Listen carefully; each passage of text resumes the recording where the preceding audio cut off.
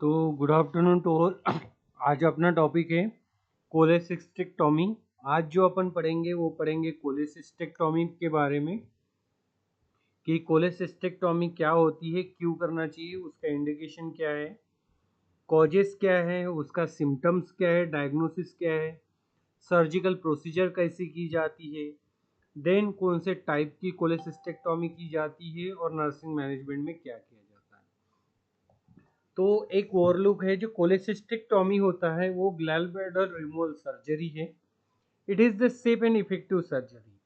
तो मेरा नाम मिस्टर अक्षय शिगोकर है। मैं as a nursing manager in education and quality में भी काम करता हूँ। तो कोलेसिस्टेक्टॉमी क्या है?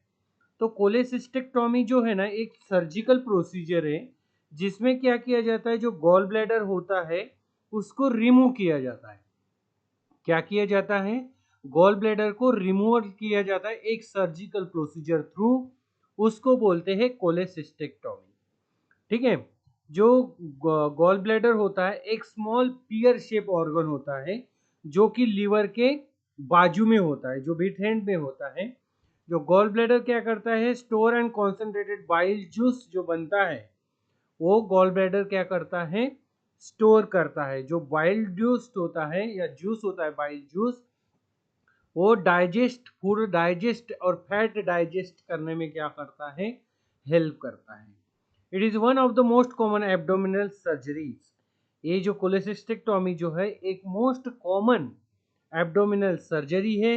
ये जो होता है गॉल स्टोन और गॉल ब्लैडर डिसीज की कंडीशन में एक कोलेसिस्टेक्टॉमी सर्जिकल प्रोसीजर परफॉर्म की जाती है। तो कोलेसिस्टेक्टॉमी क्या हो गया? तो कोलेसिस्टेक्टॉमी जो है इसमें क्या किया जाता है, गॉल ब्लैडर को रिमूव किया जाता है एक सर्जिकल प्रोसीजर थ्रू। तो उस प्रोसीजर को बोलते हैं कोलेसिस्टेक्टॉमी। देन गॉल ब्लैडर के बारे में थोड़ा सा अपन एनाटॉमी भी या स्ट्रक्चर के बारे में भी पढ़ते हैं। तो कंपोनेंट है उसके गॉल ब्लैडर, ठीक है। देन उसके बाद सिस्टिक डक्ट भी होता है, देन कॉमन हिपेटिक डक्ट भी होता है, देन साथ में कॉमन बाइल डक्ट भी होता है, लीवर भी होता है और पैंक्रियास भी होता है। तो इनका काम क्या है? तो बाइल, जो लीवर बाइल जूस प्रोड्यूस करता है तो उसको स्टोर करने का काम जो है वो है ब्लड ब्लैडर का। किसका? तो गॉल ब्लैडर का। देन इसके बाद ये क्या करता है, जो बाइल जूस जो स्टोर किया है उसको क्या करता है, स्मॉल इंटेस्टाइन में डाइजेशन के लिए क्या करता है, भेजता है। ये इसका क्या का ये काम है गॉल ब्लैडर का। इसमें देखिए आपको देखने को मिल रहा है कॉमन बाइल डक्ट कौन सा है, लेफ्ट हेपेटिक डक्ट कौन सा है, कॉमन हेपेटिक डक्ट क्या है, सिस्टिक डक्ट कौन सा है, गॉल ब्लैडर की नेक, गॉल ब्लैडर की बॉडी, गॉल ब्लैडर का फंडस। जो गॉल ब्लैडर होता है उसके तीन टाइप्स होते हैं। एक होता है गॉल ब्लैडर की नेक, एक होता है गॉल ब्लैडर की बॉडी और एक होता है गॉल ब्लैडर का फंडस। ठीक है। देन इसमें और अपन को समझ में आ गया, जैसे स्टमक दिख रहा है, पैंक्रियास दिख रहा है, गॉल ब्लैडर, हिपेटिक लीवर, ये सब दिख रहा है। तो इसमें आपको समझ में अच्छे से आएगा। जो ग्रीन कलर का है वो that is called as a bile, a gall bladder. Then cholecystectomy के क्या क्या इंडिकेशन है, मतलब ये जो कोलेसिस्टेक्टॉमी अपन प्रोसीजर करने जा रहे हैं ये कब कब करते हैं? तो सबसे पहले करते हैं सिम्टोमेटिक गॉल स्टोन। जब अपन को सिम्टोमेटिक गॉलस्टोन दिख रहा है या कोलेलिथियासिस पेशेंट में दिख रहा है तो अपन क्या करते हैं, कोलेसिस्टेक्टॉमी करते हैं। तो मतलब रिकरेंट राइट अपर एब्डोमिनल में पेन हो रहा है या नोशिया वोमिटिंग है, फैटी मील्स, ठीक है, ऐसे टाइम्स में है तो आप कोलेसिस्टेक्टॉमी प्रोसीजर परफॉर्म कर सकते हैं। Then acute cholelithiasis, inflammation of the gall bladder, fever और सीवियर एब्डोमेन पेन है। जैसे गॉल ब्लैडर में बहुत सारी स्वेलिंग आ चुकी है, नॉर्मल से ज़्यादा साइज में है, पेशेंट को बुखार आ रहा है और एब्डोमेन में बहुत सीवियर दर्द हो रहा है, तो उस कंडीशन को बोलते हैं एक्यूट कोलेलिथियासिस। तो इस टाइम पे भी आप कोलेसिस्टेक्टोमी नाम की प्रोसीजर कर सकते हैं। थर्ड है क्रोनिक कोलेलिथियासिस, मतलब बार बार इंफ्लामेशन होने का एपिसोड आ रहा है, तभी भी आप कोलेसिस्टेक्टोमी परफॉर्म कर सकते हैं। देन गॉल ब्लैडर पोलिस, मतलब specially greater than 10 mm due to the cancer risk, तो इसमें भी आप कर सकते हैं। Gallstone pancreatitis, gallstone blocking the pancreatic duct, जैसे कि गॉल ब्लैडर में गॉलस्टोन बहुत ज़्यादा हो गया, उसके कारण जो पैंक्रेटिक डक्ट है उसको क्या किया, उसने ब्लॉक कर दिया। ब्लॉक करने के कारण भी आप वहाँ का प्रोसेस परफॉर्म नहीं हो पा रहा है, तो उस टाइम पे भी आप कोलेसिस्टेक्टोमी पेशेंट की कर सकते हैं। देन इम्पाइसेमा ऑफ गॉल ब्लैडर, मतलब पस फिल, गॉल ब्लैडर में पूरा पस फिल हो गया, पूरा इन्फेक्शन वहां पे फैल गया, तभी भी आप कोलेसिस्टेक्टोमी नाम की प्रोसीजर कर सकते हैं। देन गैंग्रीन गॉल ब्लैडर हो गया या गॉल ब्लैडर कैंसर हो गया, तभी भी आप cholecystectomy that is a removal of gall bladder नाम की प्रोसीजर परफॉर्म कर सकते हैं। देन कॉन्ट्राइंडिकेशन, कब आपको कोलेसिस्टेक्टोमी नाम का प्रोसीजर नहीं करना चाहिए। तो ऑप्शनल, पेशेंट अनफिट फॉर अनस्थेशिया, अनस्थेशिया के लिए पेशेंट अनफिट है तो आप कोलेसिस्टेक्टोमी नाम का प्रोसीजर परफॉर्म नहीं कर सकते। देन अनकंट्रोल ब्लीडिंग डिसऑर्डर है तो भी आप प्रोसीजर नहीं कर सकते। देन रिलेटिव, जैसे severe chronic severe liver cirrhosis patient को है, या एडवांस प्रेगनेंसी है, या सीवियर कार्डियोपल्मोनरी डिसीज पेशेंट को है, तो आप कोलेसिस्टेक्टोमी नाम का प्रोसीजर परफॉर्म नहीं कर सकते। इन सब चीजों में कॉन्ट्रा इंडिकेटेड है। Then types of cholecystectomy, cholecystectomy के मेनली दो टाइप्स होते हैं, एक है लैप्रोस्कोपिक कोलेसिस्टेक्टोमी, एक होता है ओपन कोलेसिस्टेक्टोमी, बट मोस्टली जो प्रेफर किया जाता है वो लैप्रोस्कोपिक कोलेसिस्टेक्टोमी किया जाता है।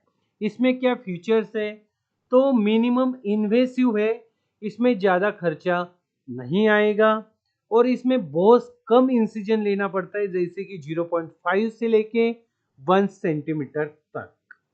देन इसमें पेन भी बहुत कम होता है, रिकवरी जो है वो बहुत जल्दी हो जाती है, और हॉस्पिटल में भी ज़्यादा दिन तक हॉस्पिटलाइज रहने की दिक्कत ज़रूरत नहीं है।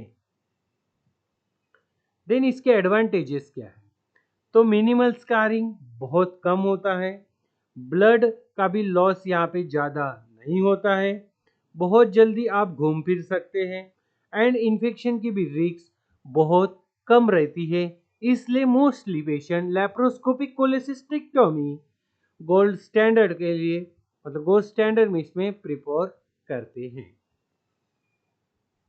देन सेकंड है ओपन कोलेसिस्टेक्टोमी, इसमें बहुत बड़ा इंसिजन लेना पड़ता है below the right lips of the cage. Then when use laparoscopic surgery is not the possible, ठीक है, जब आप laparoscopic surgery is not possible when use, ये जब यूज करता है, इसका इंडिकेशन है सीवियर इन्फ्लामेशन, बहुत बड़ा इन्फ्लामेशन है तो आप ओपन कोलेसिस्टेक्टोमी प्रेफर करते हैं। देन एडेनोसिस है, या गॉल ब्लैडर कैंसर हो चुका है, या कॉम्प्लिकेशन ऑफ एनाटोमी है, तो भी आप स्ट्रक्चर में, गॉल ब्लैडर की स्ट्रक्चर में कोई कॉम्प्लिकेशन है तो आप ओपन कोलेसिस्टेक्टोमी प्रोसीजर परफॉर्म करते हैं, या फर्स्ट प्रायोरिटी पे इसको रखते हैं। देन प्री ऑपरेटिव असेसमेंट में आप क्या क्या करते हैं, तो सबसे पहले जो है हिस्ट्री लेती है, पेन की कैरेक्टरिस्टिक्स आप देखते हैं, प्रीवियस कोई एब्डोमिनल सर्जरी हुई है या नहीं हुई है उसके बारे में देखते हैं, देन कोई ड्रग की एलर्जी है या नहीं है ये भी आप हिस्ट्री में पूछते हैं। देन इसके बाद आप फिजिकल एग्जामिनेशन करते हैं, जिसके भी मर्फी साइंस तो पेशेंट को नहीं दिख रहा है, या कोई एब्डोमिनल टेंडरनेस तो नहीं है, ये चीज़ आप प्री ऑपरेटिव असेसमेंट करते टाइम चेक करते हैं, किसमें, जब आप पेशेंट की फिजिकल एग्जामिनेशन करते हो।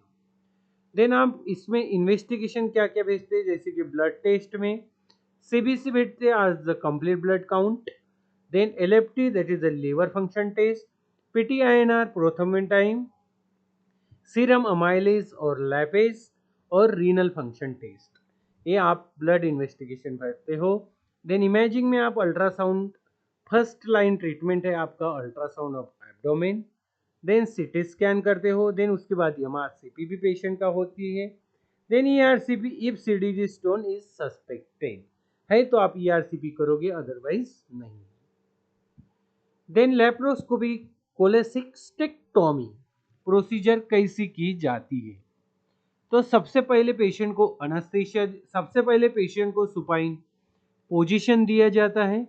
देन उसके बाद पेशेंट को जनरल अनेस्थीसिया एडमिनिस्टर किया जाता है। देन उसके बाद क्रिएशन ऑफ न्यूमोपोलिटिनियम जैसे कि CO2 ग्लास इन्फ्लेशन किया जाता है। उसके बाद टोकार प्लेसमेंट किया जाता है, जो टोकार होता है उसका प्लेसमेंट किया जाता है, यूजुअली 4 पॉट इंसर्ट किया जाता है। देन उसके बाद स्टेप 5 में आइडेंटिफिकेशन ऑफ कोलस ट्रायंगल जैसे कि सिस्टिक डक्ट, सिस्टिक आर्टरी और कॉमन हेपेटिक डक्ट, इसको आइडेंटिफाई किया जाता है। देन उसके बाद क्लैपिंग एंड डिवीजन किया जाता है, अलग अलग एंड क्लैपिंग करते हैं, जिससे सिस्टेमिक डक्ट क्लिप एंड उसके बाद उसको कट कर देता है। देन उसके बाद सिस्टेमिक आर्टरी को क्लिप कर दें, देन एंड कट कर देता है। उसके बाद सेपरेट करता है फ्रॉम लीवर बेड। देन उसके बाद ब्लड बैडन को रिमूव करता है थ्रू द पोर्ट के through. Then hemostasis, then bleeding block कर देता है या चेक करता है ब्लीडिंग तो नहीं हो रही। देन पोर्ट को रिमूव एंड वुंड को क्लोज कर देता है। ये होगी आपकी लेप्रोस्कोपिक कोलेसिस्टेक्टोमी प्रोसीजर। देन उसके बाद ओपन कोलेसिस्टेक्टोमी प्रोसीजर में क्या किया जाता है? तो सबसे पहले राइट सब कोस्टल की इधर इंसिजन लिया जाता है। देन उसके बाद post exposure of gall bladder, then identification of the anatomy structure आप देखते हो, then ligamentation of cystic artery and duct. Then उसके बाद गॉल ब्लैडर को आप रिमूव कर देते हो। उसके बाद उधर ड्रेन डालते हुए रिक्वायर्ड है तो ड्रेन प्लेसमेंट करोगे। देन उसके बाद वुंड को वहाँ पे क्लोज कर दोगे। देन इसके क्या क्या कॉम्प्लिकेशन होते हैं, जैसे इंट्राऑपरेटिव मतलब जैसी प्रोसीजर आपकी पेशेंट की चल रही है तब क्या क्या कॉम्प्लिकेशन हो सकते हैं। तो ब्लीडिंग, जैसे लीवर को इंजरी हो गई या वेस्कुलर को इंजरी हो गई तो वहाँ पे ब्लीडिंग होने के चांसेस बहुत ज़्यादा होते हैं। देन बाइल डक्ट इंजुरी, जैसे सीरियस कोई कॉम्प्लिकेशन हो रहा हो या मे रिक्वायर कंस्ट्रक्टिव सर्जरी हो। देन बॉवेल इंजुरी हो सकती है और एनेस्थीसिया कोई कॉम्प्लिकेशन भी पेशेंट को इंट्राऑपरेटिव हो सकती है। Then post operative early complication क्या क्या हो सकते हैं, जैसे कि हेमरेज हो सकता है, ब्लीडिंग, इन्फेक्शन भी पेशेंट को हो सकता है। लेप्रोस्कोपिक में कम चांसेस रहते हैं बट ओपन कोलेसिस्टेक्टोमी में ज़्यादा चांसेस रहते हैं। देन बाइल लीक भी हो सकता है। देन एटेलेक्सिस भी हो सकता है या DVT that is deep vein thrombosis भी पेशेंट को होने के चांसेस बहुत ही ज़्यादा होते हैं। देन लेट कॉम्प्लिकेशन क्या क्या होते हैं, तो इंसिजनल हर्निया भी पेशेंट को होने के चांसेस रहता है। देन एडेसिव भी होने के ज़्यादा चांसेस रहते हैं। क्रोनिक डायरिया भी हो सकता है क्योंकि बाइल डक्ट ही नहीं है तो वहाँ पे ऑब्जर्व करने के लिए या डाइजेस्ट करने के लिए फैट कोई जूस रहेगा ही नहीं, सीधा सीधा लीवर से डाइवर्ट हो जाएगा। देन पोस्ट कोलेसिस्टेक्टोमी सिंड्रोम भी पेशेंट को होने के चांसेस रहते हैं। Then cholecystectomy, post cholecystectomy syndrome क्या है, उसमें क्या क्या साइन एंड सिम्टम्स आपको देखने को मिलता है? तो पहला है persistent abdominal pain, abdominal pain जो आपका कंटिन्यूस बना रहेगा। देन उसके बाद डिस्फेजिया भी पेशेंट को होने, खाना पीना खाने की इच्छा नहीं होगी। ब्लोटिंग भी पेशेंट को होती है, डायरिया भी पेशेंट को होता है। एक क्यों होता है, तो रिटेन स्टोन रिटेन करने लगता है, बिलियरी स्टिचर्स होते हैं और sphincter of Oryol dysfunction. Now nursing management आपको क्या क्या करना है, तो प्री ऑपरेटिव नर्सिंग केयर, पूरी प्रोसीजर जो भी है वो पेशेंट को एक्सप्लेन करना है। देन इसके बाद आपको ऑब्टेन इन्फॉर्म कंसेंट लेना है। देन पेशेंट को नील पर ओरल रखना है। देन पेशेंट का वाइटल साइंस मेंटेन करना है और जो भी प्री ऑपरेटिव मेडिसिन प्रिपेयर किया है उसको पेशेंट को एडमिनिस्टर करना है। Then post operative nursing care में ऑपरेशन होने के बाद क्या करना है, तो असेसमेंट करना है, पेशेंट का वाइटल साइन असेस करना है, पेन असेसमेंट करना है, देन सर्जिकल साइड इंस्पेक्शन भी करना है, कोई रेडनेस तो नहीं है, स्वेलिंग तो नहीं है, या कोई पस फॉर्मेशन नहीं हो रहा है।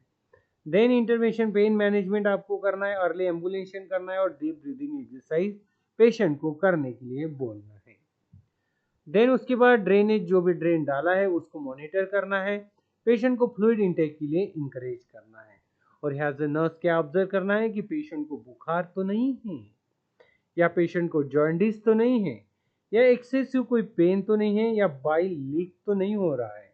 जो बाइल डक्ट, बाइल क्या करता है, गॉल ब्लैडर बाइल जूस को कलेक्ट करता है या स्टोर करता है, अभी गॉल ब्लैडर ही नहीं रहेगा तो वो लीक करने लगेगा, तो वो लीक तो नहीं हो रहा है, वो भी आपको ऑब्जर्व करना है।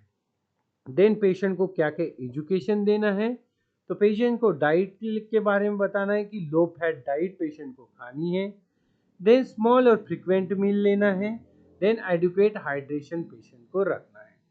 देन एक्टिविटी में अर्ली वॉकिंग इंकरेज, बोलना है कि जल्दी से जल्दी हो सके, जितना हो सके उतना वॉक करने की कोशिश करें, हेवी लिफ्टिंग 4 से 6 महीने तक ना करें, अवॉइड करें। वुंड की कीप केयर क्या क्या करना है, इंसिजन क्ली, जो यहाँ पे भी इंसिजन पेशेंट को लिया है वो क्लीन एंड ड्राई होना चाहिए। देन रेडनेस और कोई डिस्चार्ज या पस फॉर्मेशन तो पेशेंट को नहीं है, या बुखार तो पेशेंट को नहीं आ रहा है, वो वॉच करना है, देखना है। देन फॉलोअप में रेगुलर सर्जिकल रिव्यू कॉल करना है, यानी कोई भी आपको बुखार आता है, जॉन्डिस होता है, या सीवियर पेन होता है, या वोमिटिंग होती है, इमिडिएटली आपको क्या करना है, हॉस्पिटलाइज होना है, डॉक्टर्स को इन्फॉर्म करना है। देन लेप्रोस्कोपिक कोलेसिस्टेक्टोमी के क्या एडवांटेजेस हैं, तो इसमें आपको लेस पोस्ट ऑपरेटिव पेन होता है, ज़्यादा पेन नहीं होता, हॉस्पिटल में ज़्यादा दिन तक आप नहीं रह सकते, बहुत कम हॉस्पिटल, बहुत जल्दी आप अपने काम पर जा सकते हैं, कॉस्मेटिक रिजल्ट भी बहुत जल्दी है, और लोअर वुंड इन्फेक्शन होने के भी रिस्क हैं, कम है। Thank you so much for this wonderful topic. Now ऐसे ही टॉपिक बने रहने के लिए आप अक्षय शेगोकर यूट्यूब चैनल को सब्सक्राइब करिए, लाइक करिए, शेयर करिए, कमेंट्स करिए, अपने दोस्तों को भी बोलिए पढ़े, और लाइक एंड सब्सक्राइब करिए। जब पढ़ेगा नए नए टॉपिक्स के लिए आप अक्षय शेगोकर यूट्यूब चैनल को सब्सक्राइब करें। दिन बे दिन जो भी नए टॉपिक्स अपन दिन में देखते हैं उसी को हम अपने यूट्यूब चैनल थ्रू आपके पास पहुंचाने का प्रयास करते हैं। ना हमारे प्रयास को सफल बनाने के लिए आप अपने इसमें यूट्यूब पे वॉच करिए, फुल वीडियो वॉच करिए, उसके बाद लाइक करिए, शेयर करिए दोस्तों के साथ भी। Thank you so much.